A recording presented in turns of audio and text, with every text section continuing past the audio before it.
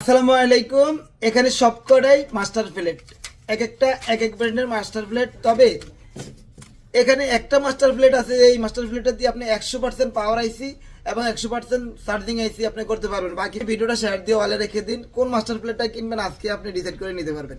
তো প্রথমটা দেখতে পাচ্ছেন রিলাইফের প্লেট। এই রিলাইফের প্লেট দিয়ে আপনি কোন কোন সাইজের বলগুলো রিবল করতে পারবেন এখানে দেওয়া আছে। দেখতে পাচ্ছেন 0.3 mm, 0.35 mm, 0.4 mm এবং 0.5 mm।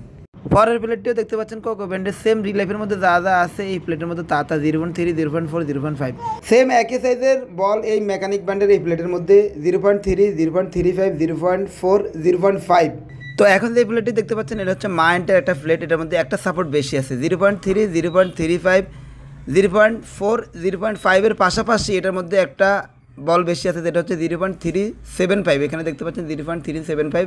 এইখানে আপনি কোয়ালকমের কয়েকটা আইসি রিভল করতে পারবেন, যেমন PM4450, PM7250B।